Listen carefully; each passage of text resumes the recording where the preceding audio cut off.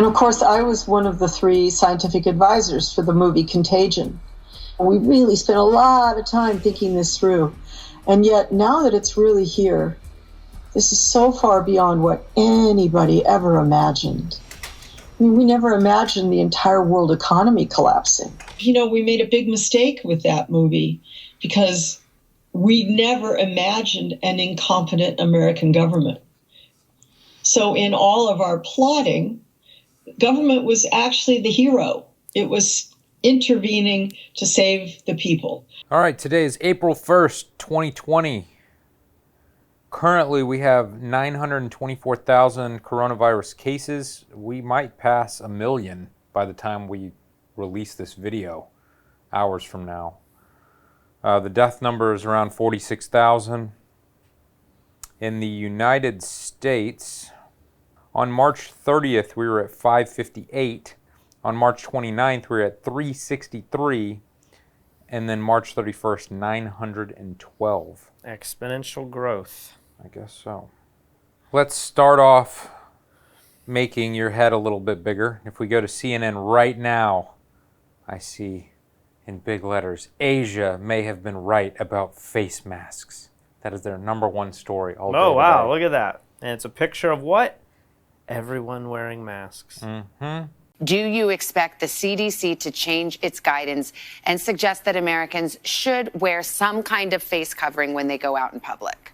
Well, thank you for that question. It's important to know the CDC, the World Health Organization, and my office originally recommended against the general public wearing face masks based on the best available evidence at the time regarding whether or not they could prevent people from catching the coronavirus. We are learning more and more about this virus. As Kate mentioned, we now know that there's a significant amount of asymptomatic spread, and the task force has asked the CDC to look into whether or not we should change our recommendations. People on our channel in the comments yesterday, they were writing that in the Czech Republic, they've banned all people who do not have masks out in public. They're saying that Austria, another European country, requires masks in every grocery store. And Korea and Thailand are also requiring masks to even get into stores like banks and stuff. So there are other countries that are requiring masks to do certain social activities. It does kind of make sense to force the mask when you're going into places where people are going to be potentially touching food and stuff like that. A bank? I mean, maybe in Korea, South Korea, a lot of things are open. I don't know where are they having like cell phone stores and stuff, just retail stores requiring masks? One interesting article that I saw today, and it's kind of similar to what we have going on in Puerto Rico. I think today starts the new law where you can only go out every other day depending on whether the final digit of your license plate is even. In Panama, it's only men or women every other day can go out. And that would be a little bit easier to see.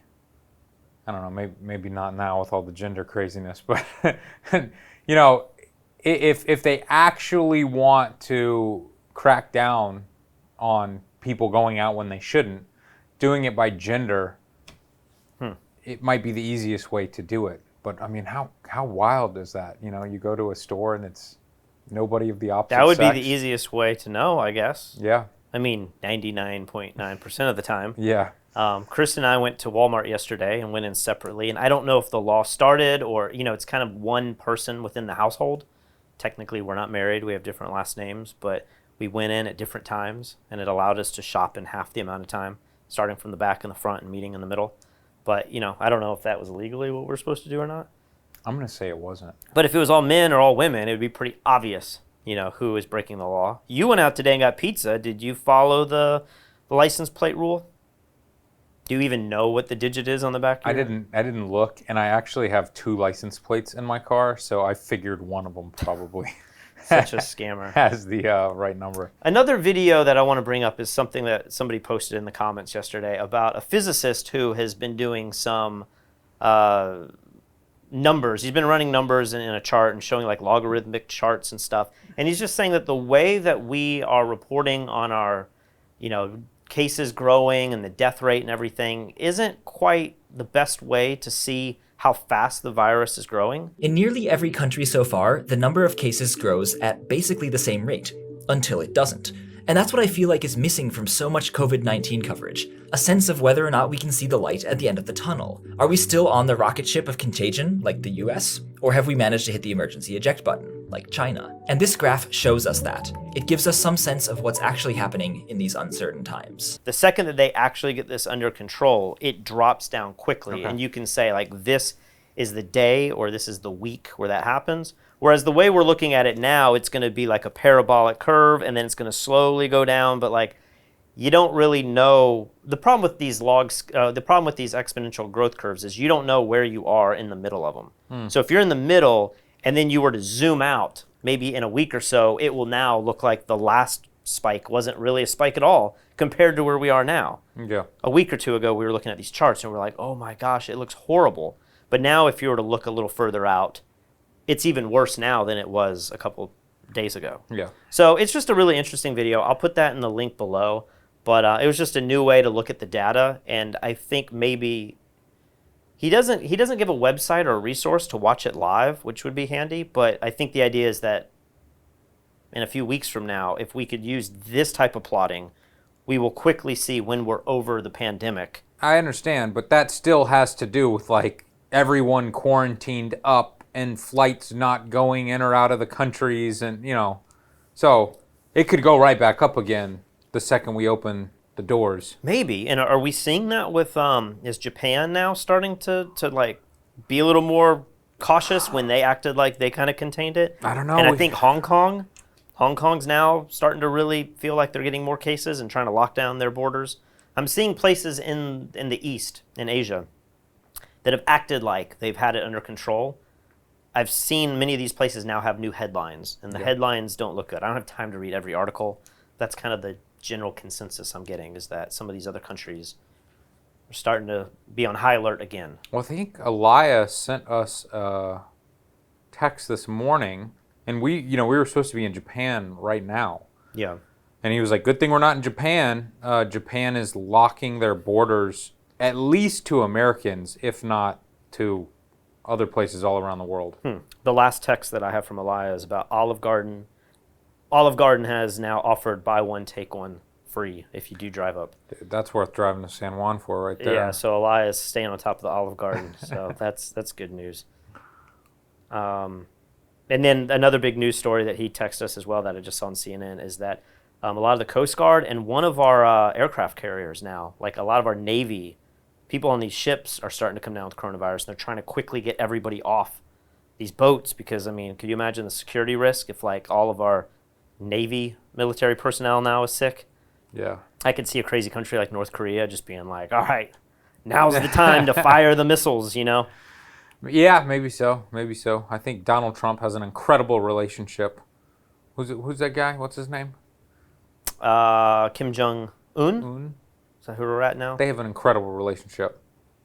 So one thing I want to talk about, and I don't know how to tackle this issue because I feel like this is the elephant in the room, and I feel like it's partially conspiracy theory, but then it's really where I think a lot of the world is going to go, and that is how much blame do we put on China for, not necessarily like this has been man-made or something, like there is that idea out there, and I covered that like in the second Chronicle, diary entry.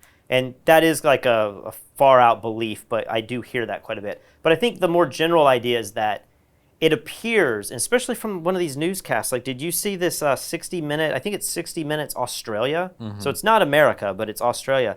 And they released this 11-minute video on what China did and did not do when this first broke. Chief amongst them was Dr. Li Wenliang, the whistleblower who first tried to warn the world. I'm sure history will record Li Wenliang as the hero of this entire pandemic. He recognized that he was seeing people with a bizarre form of pneumonia. He got into a chat room and said, I think this looks SARS-like. So he posted this. That triggered every alarm in the system.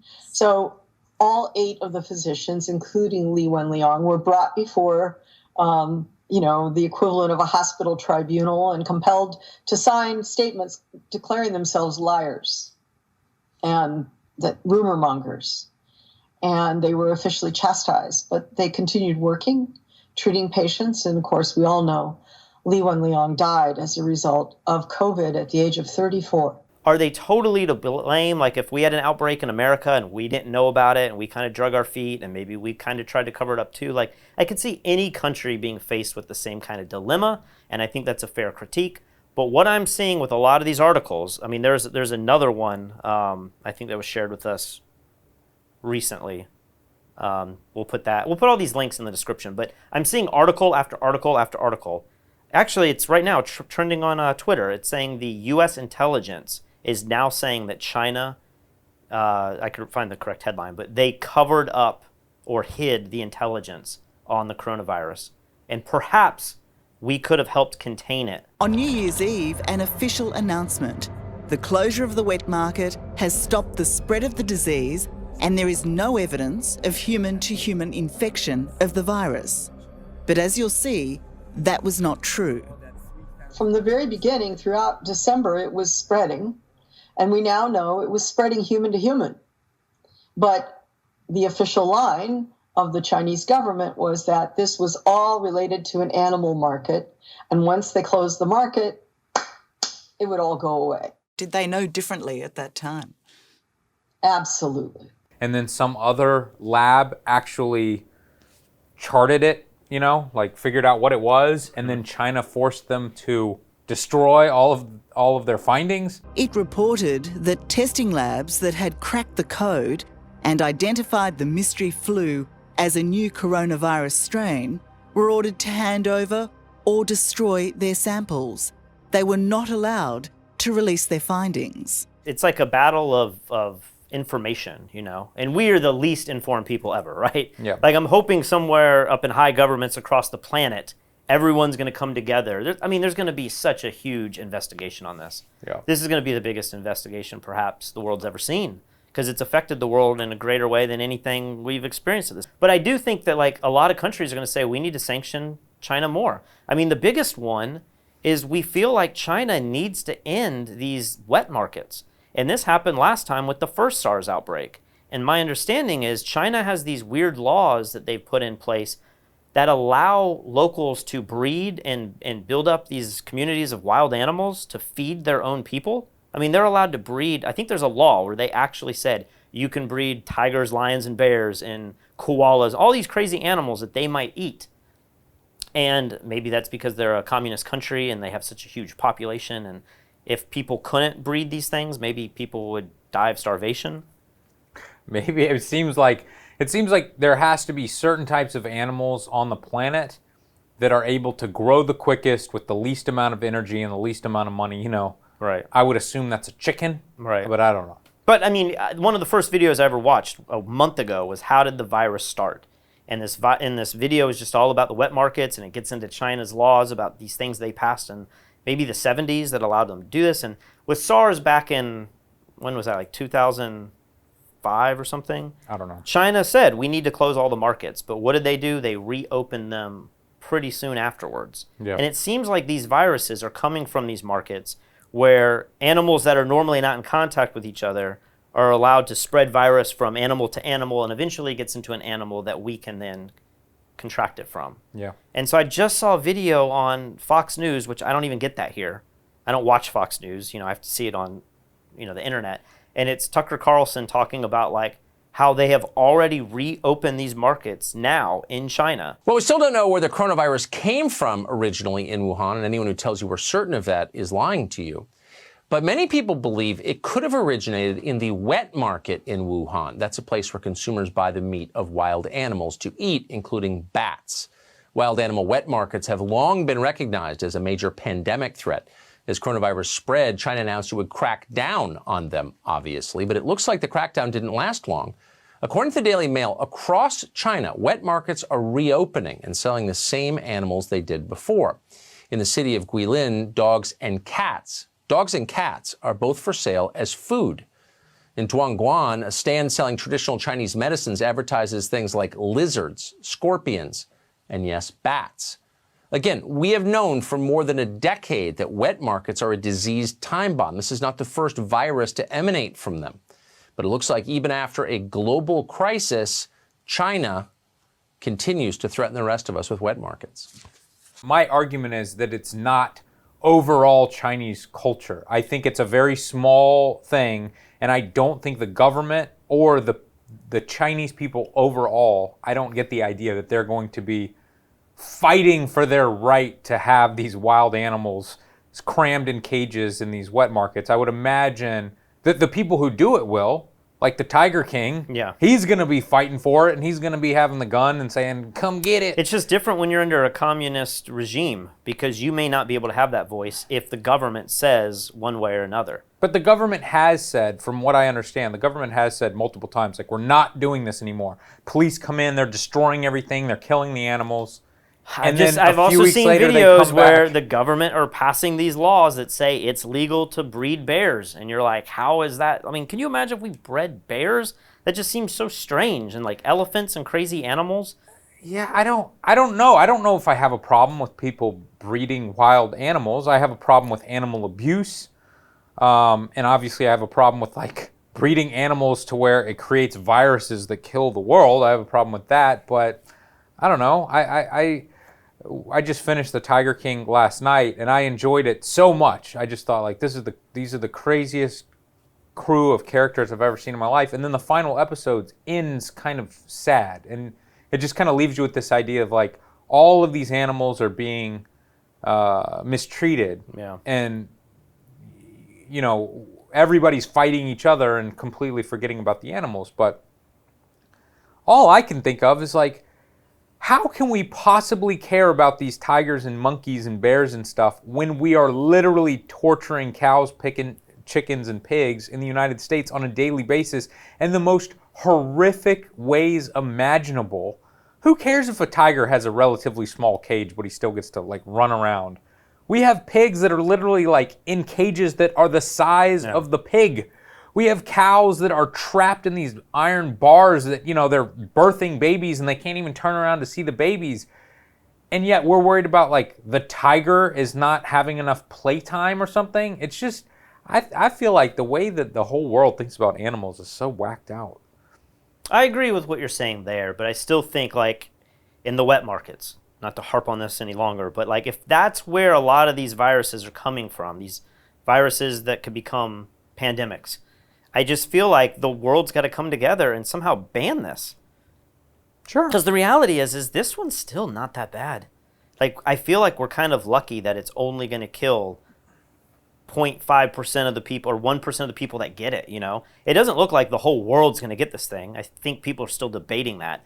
But we've had outbreaks of things that have been much more deadly. And if you combine this to where it's got a 10 to 30% death rate like the Middle Eastern one did, but it still has the 14-day incubation period, I mean, we could be in a situation where it's like it took a long time to contract it and show symptoms, but when you did, everyone dies, you know? And I feel like, maybe not in our lifetime, but that is where this could go.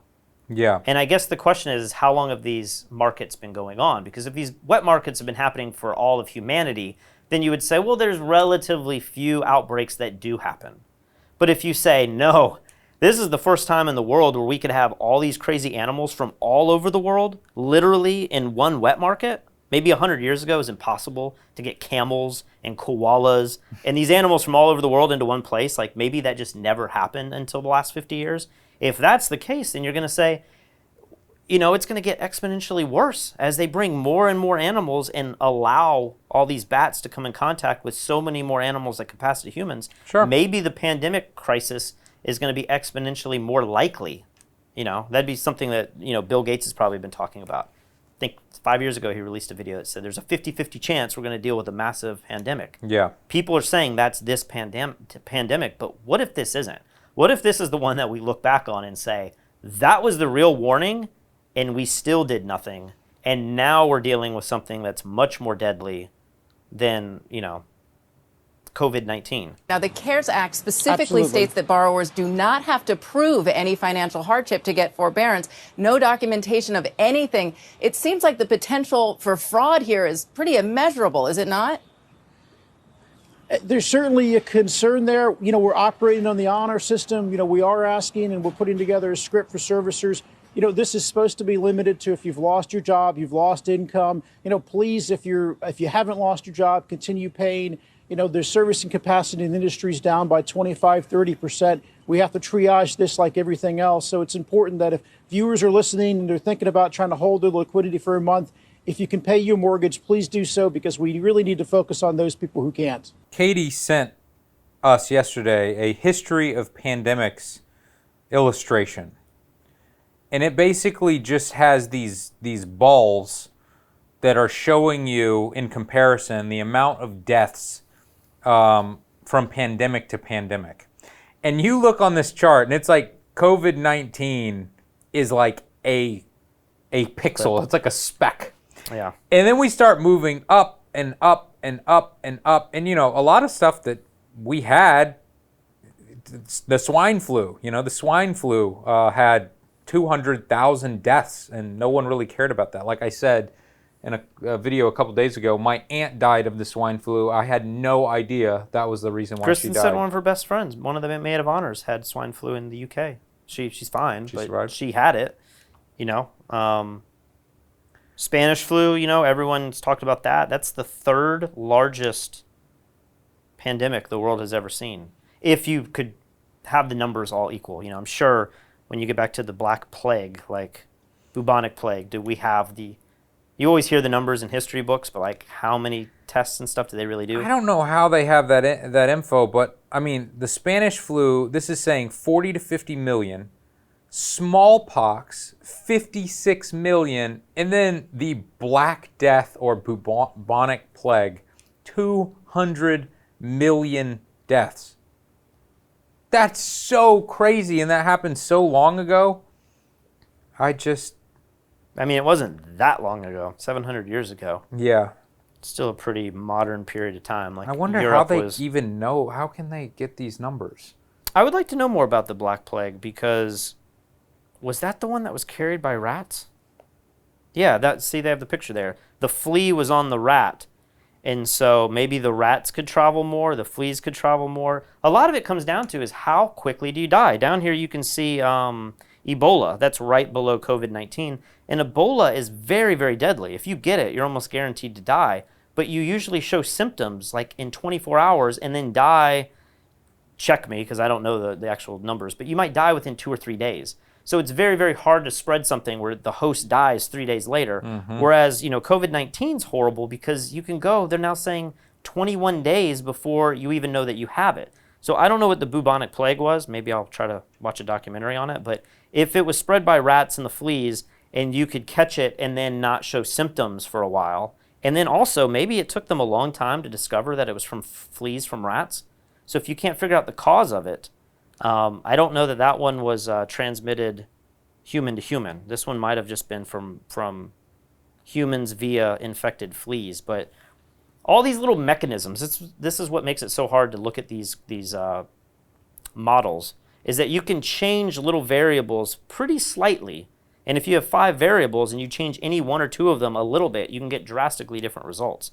So again, I think this COVID-19 might not really be that bad in the big scheme of things, which is kind of a controversial thing to say right now. Everyone's like, how dare you say that? But I think this chart is a good indicator of how bad it can get. And I just think we are going to, and I've been saying this from day one, like we are going to see drastic legislation passed and drastic world policies passed to prevent things happening in China or to prevent, to control lockdowns. There is going to have to be a systematic approach on what the world does for the next pandemic because of this. And I think that's a positive thing. Sure. But I can also see that being kind of a scary thing when there's going to be liberties and freedoms that are taken away from people because this is such pandemonium, You just mentioned tightness in your chest. I mean, we don't have to do it right now, but I'm going to call you. I'm going to ask you more about that. But tightness in the chest, pressure in the chest, especially if it's getting worse, those are things that I worry about. Obviously, if you're developing any evidence where you're not getting enough oxygen, you feel like you're losing your sensorium, your consciousness, or you got blue lips or anything like that, those are obvious ones. Those are things that should take you to the doctor. Most people aren't going to need it, Chris, but I want to make sure, especially given that you might have, you just mentioned this tightness in your chest. I want to make sure that, we leave people with the right impression that there are situations that need to get checked out. I saw someone comment on our video yesterday. It's always so funny. No boy, are we going down this path? I bet you don't know what I'm about to say. But this guy said, been a Fstoppers fan for years. I'm unsubscribing. I cannot stand that you disrespect our president by showing a clip from some late night show. And oh, you had recorded a clip from, what's the British, Oliver? John Oliver. I don't find that guy that funny, but I was like, he had something with the mouse who was teaching you how to wash your hands. And was that what this guy was upset about? I think it was, because the clip... clip... a mouse had like a little toupee on and was washing his hands? I think the comment in the video was that we have learned, John Oliver was saying, we've learned more from a mouse about how to wash our hands than we have learned from the president. Okay. Yeah, so we didn't say that, and it was obviously a joke and stuff, but it's funny because, a lot of the conservative side, we always call the liberal side the snowflakes, and you're getting triggered and you can't handle anything that hurts your feelings or whatever. But a lot of these super Trump fans, they get their feelings hurt so bad, and then they force themselves into these echo chambers where it's like, all I will watch is Fox News because CNN's fake news, and the president said so, and I like seeing all the different sides, and I've mentioned this before. When we travel, I love seeing news from outside the United States, because in many cases no one's talking about the United States at all. They don't care about us, but it's interesting to see like what's important to different countries. The whole reason I bring this up is I just feel like you really need to actively go out, try to hear both sides, make up your own mind with things, and realize that if you go down the path too much of like hating Donald Trump so much that everything he ever does is like he's trying to kill Americans so that he can make more money. I have heard multiple friends of mine say that. He is doing this relief bill so that his handful of hotels can make so much money. I agree. Trump has dug his own grave here. He has been so ridiculous with calling other people names and attacking other people, and then he gets his feelings hurt when people do it to him. Yeah. And then he was quick to come out and say that the coronavirus wasn't a big deal, and now he's incapable of going, you know what?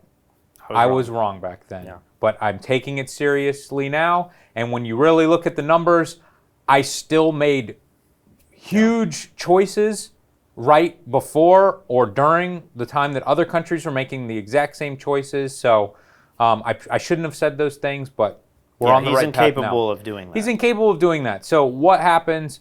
The liberal media comes out, and every question they ask him, they have to start off with this like gotcha knife poke thing, and then they ask their question. So they'll be like, Mr. President, last month you said, and I quote, and then they'll read something ridiculous that Trump said, and then Trump goes into this rage. I didn't say that. He's like, do you want me to continue? I saw, I think in yesterday's press conference, one of the reporters asked Trump, he was like, this might be a difficult question, but how many more lives would have been saved had you have shut the border a week or a month earlier? Yeah. This may be an uncomfortable question, but what would the models have looked like that Dr. Birx and Dr. Thacker showed us if we had started these social distancing guidelines sooner, in February or January? I had a decision to make. Maybe it was my biggest decision. China was heavily infected, and thousands of people were coming from China to the United States. And against the wishes, not even wishes, but they disagreed with the decision, I made a decision to stop China from coming in. Took a lot of heat, even from China. They weren't exactly happy. I just made a trade deal. I would love to be able to live in a world where we could answer that question honestly, and not have to feel like it's going to be taken out of context or manipulated. Well, not just taken out of context, but held over your head for the rest of your life. You know, like even if 20,000 people died because I was 1 week late or whatever, in like a reasonable society, we would go, well, of course, you know, yeah, people die all the time, and you know, in hindsight, we could save billions of lives. In hindsight, you know, if we knew a tornado was coming, we could clear everyone out of the path of the tornado. But we can't do that. But you know, that's an interesting statistic. And next time, we're going to try to be a little bit more careful. And maybe when we hear about a potential pandemic, maybe we'll lock down a little sooner, because we instead, whoever is running against Trump is going to be like, you murdered 20,000 people, and if I were in your shoes, those grandmothers and grandfathers would still be alive. And it's just like, that's not helpful or realistic. And I don't know, I've got some friends that hate Trump beyond anything. You know, they truly feel like he is trying to murder people and destroy America. It's just like they take it so far. So I don't think you're thinking clearly if that's what you believe our president is capable of. I wrote this message to somebody earlier today about, I want to try to tie this all together. I'm kind of just talking off the cuff. But he basically said, it seems like Lee and Patrick are kind of giddy about the market declining because they have these positions that are betting against the market. And I was like, well, that's not true, because I'm actually losing more money when the market goes down in my other positions. It's kind of just a hedge.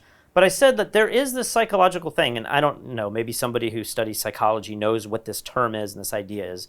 But it's that when I feel like the market is going to be really bad in the next 4 months, and I truly read everything, and that's like the conclusion that I come to, in some weird, kind of sick way, I do kind of feel like it's happening when it goes down. It's like, I don't want the market to go down. It's going to hurt me as much as it's going to hurt everybody else. Like, that's a horrible thing to bet for, you know? But when it starts to go down and what you're predicting starts to become true, you kind of like self-verify yourself, and you start to say like, see, I was right. And I think this may be kind of the same thing that happens in politics, is when you think that Trump is the end of the world, or you thought Obama was the end of the world, you come to these ideas to where when it's like it's kind of, you said the echo chamber, but when you believe that so hardcore, you just get to the point where like, everything he does is so bad because it supports your own thesis. You know what I mean? And your confirmation bias. Yeah, you're blind to be able to see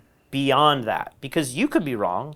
I could be very wrong. I'm probably wrong. Like, maybe we're not going to go into the greatest depression we've seen in several generations. Maybe this will be a V curve, and I'll be like, man, I was way wrong. But when you feel like that's got to be what's happening, when you listen to your guy Peter Schiff and you start thinking that's what's happening, when it starts happening, you start getting a little giddy, because it's like you have the inside information and it's now becoming true.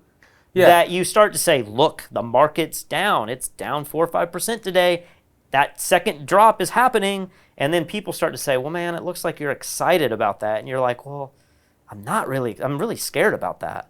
But it's just, you know, self-fulfilling of, you know, it's the self-fulfilling prophecy of like, what I'm taking in is now happening, and therefore I feel like I'm in the know, kind of. Well, you know, it's and I think this is kind of how conspiracy theories start. It's like there's a hint of truth, and then you will find any far-reaching bit of evidence to prove that what you thought, like your toilet paper diarrhea theory, is true.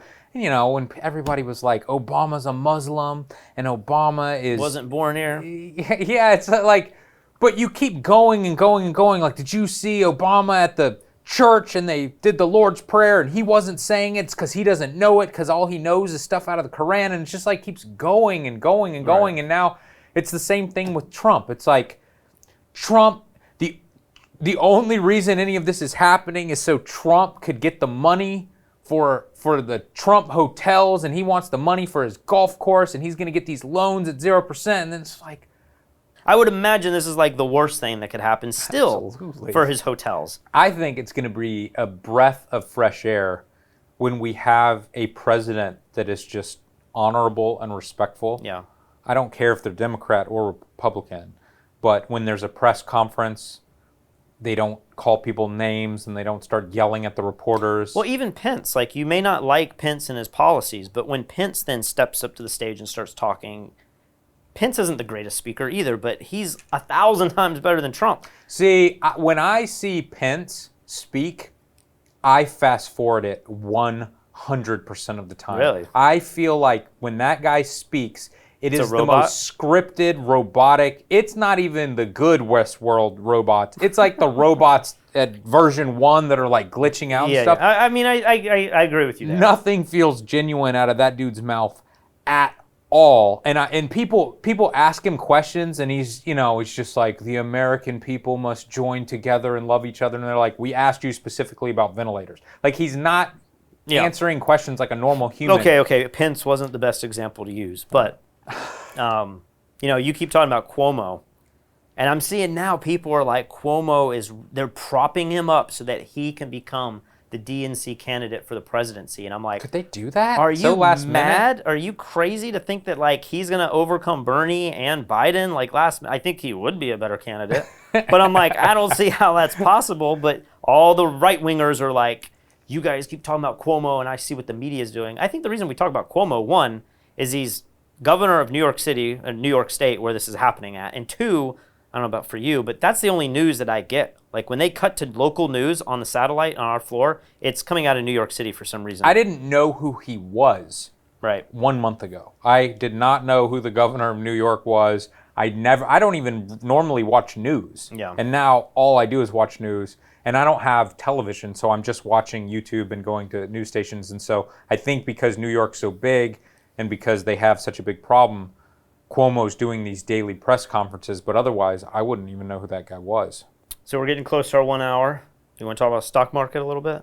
Let's start out with just how the market is acting. One of the things we've been talking about a lot these last few weeks is how the market has just an eerie resemblance to the trading that took place in September and October of 2008. For whatever reason, we just seem to be following down that same path on a day-to-day basis. And if you look back at that period, we had plenty of big upswings in the market that took place in the context of major downswings. So we looked at the rally we had last week and we said, hey, guys, this is actually just keeping in line with that late 08 playbook. Don't be fooled by it. S&P 500 is down 4.4%. Was it yesterday you told me I need to sell all my Zoom stock? It was. Is it going down? Zoom is down 6% today, so I've lost quite a bit of gains there. I done told you. But a lot of these companies, Boeing's down 12%, Jets, which is an ETF that represents all the airlines, it's down 11%. And Amazon's up over 400% in the last 5 years. Even today, after what little crash they've had. So, I mean, for the month, Amazon is up 1.5%. That's for insane. 3 months, they are up 0.5%. So if you held Amazon at the beginning of the year, you would not even be feeling the effects of a recession. So what you're saying is you shouldn't have sold your Amazon stock. At the moment, that was a mistake. But again, I got out of Amazon so that I can rebuy it back. I should probably do that now. I mean, now I would lock in some losses. While it's up? Well, I mean, I just don't know that it's going to go down all that much more. One last thing I wanted to mention. Hold on. What was that you just said?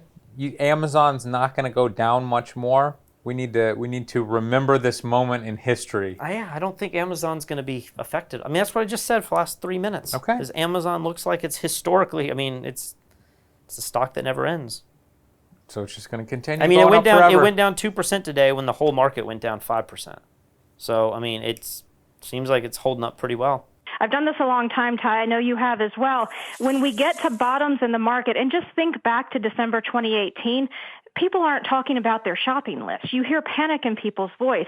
And while I applaud the investment community for being calm right now, I'm just frankly talking to too many people who want to buy. This is not what bottoms smell like in the market. One thing you mentioned that I want to touch on before we get out of here is you talked about Pence being a robot from Westworld. Yeah.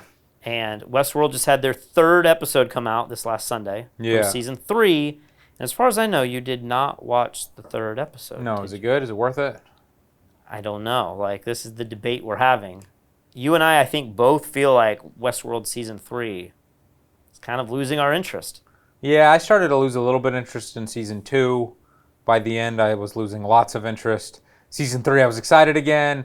And then after the second episode, I just told you, I was like, I don't think I want to watch this anymore. I just don't really care. I think I'm just so I don't watch many shows like this, so I very rarely get invested in a show. Or I didn't watch Game of Thrones and all that, but when I do get invested, I have to watch the whole thing, you know. And I'm now at this point where I'm like, I'm watching it live as it happens, and these characters, I'm not loving them. I don't know if I love the future thing that's doing, and they just flipped so many things on its head that when I think about season 1, how awesome it was. I know. I almost just wish they just stayed in Westworld and just that's what the show's about. But now they've added all these other elements in season 2, and now season 3, it's just a whole different thing. You know, when it's still a beautifully shot movie or show, though. Like, Oh, I love absolutely. the way it's shot.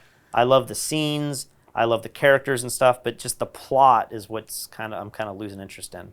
I'm about to give a spoiler alert for season 2.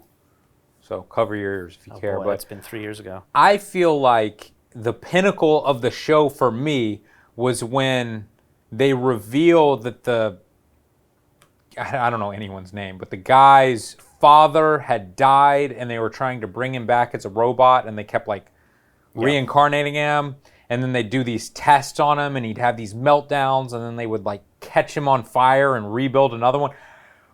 When that happened in that episode, I remember thinking, this is awesome. Like, I hope this is the direction that this show goes, because now I'm invested. And then they just kind of like gave up on that, and it became about like going through portals into other places and stuff, and I just don't really care.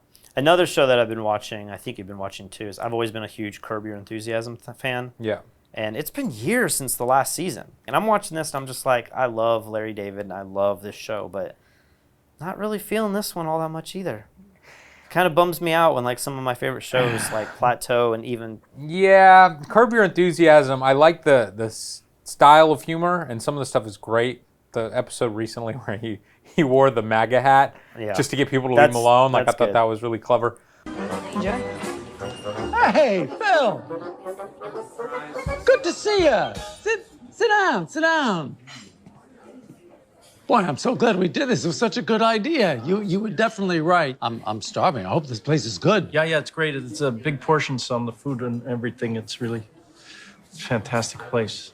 You know what else I've been thinking? Really thinking about this Ethiopia thing. Yeah, actually, I heard that we have some budget cuts and Ethiopia is a little expensive to shoot in. Wasn't that one of the shithole countries? I can't remember if that was on the list or not. All right, guys, if you would like to donate, we have a Patreon that we're linking in the description below, and 100% of the money will be donated to the people of Puerto Rico once we slowly start to get let out of our homes. And we're still running our tutorial sale at fstoppers.com/store. So see you tomorrow. We got a jam? Yeah, let's try something.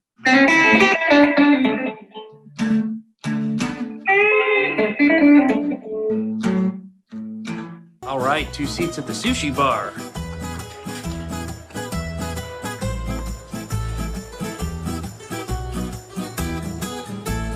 You know what? Actually, I think we'd prefer to sit at a table, please. Huh.